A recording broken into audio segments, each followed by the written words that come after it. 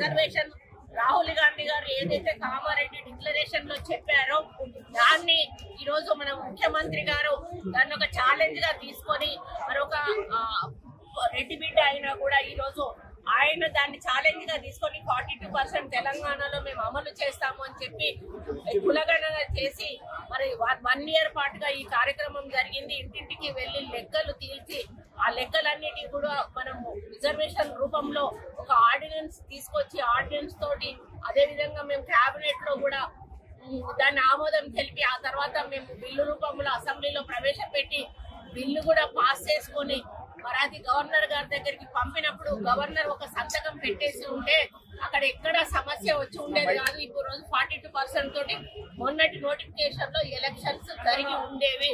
కానీ ఇదంతా కూడా బీజేపీ డ్రామా వల్ల మొత్తం తల్లకిందులైపోయింది. బీసీల ఆశలన్నీ కూడా అడియాశలు అయిపోయినాయి. మరి వాళ్ళు అసెంబ్లీలో మద్దతు చెప్పారు, బయటికి పోయినాక తోక జాడిచ్చారు. గవర్నర్ సంతకం పెట్టాల్సింది పోయి గవర్నర్ దగ్గర నుంచి ప్రెసిడెంట్ వరకు తెప్పించుకున్నారు.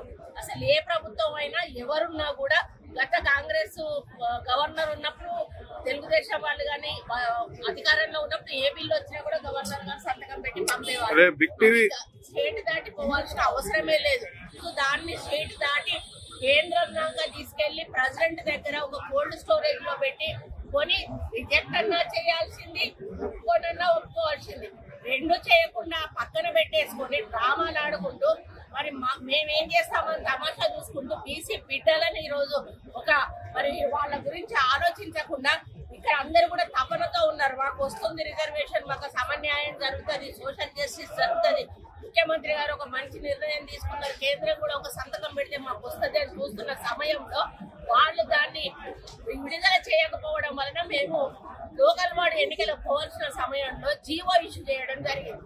ఆ జీవో ఇష్యూ చేయడం వల్ల కొంతమంది బయట అపోజిషన్ పార్టీ వాళ్ళు ఇది ఇవ్వకూడదు అని చెప్పి వాళ్ళు పిల్లయ్యడం వలన దానివల్ల ఇక్కడ హైకోర్టులో కొట్టేయబడింది, మళ్ళీ తీసుకెళ్లి సుప్రీంకోర్టులో కొట్టివేయబడింది. దీనికి ఎందుకు అడ్డుపుల్ల వేయాల్సిన అవసరం ఉన్నది అంటే బీసీలు మనుషులు కారా, బీసీల సంఖ్యకు వాళ్ళకి న్యాయం జరగొద్దా అంటే ఇంకా జీవితాంతం కూడా బీసీలు మీ కిందనే ఉండాలన్నా మీరే మొత్తం పదవులు అనుభవిస్తారా?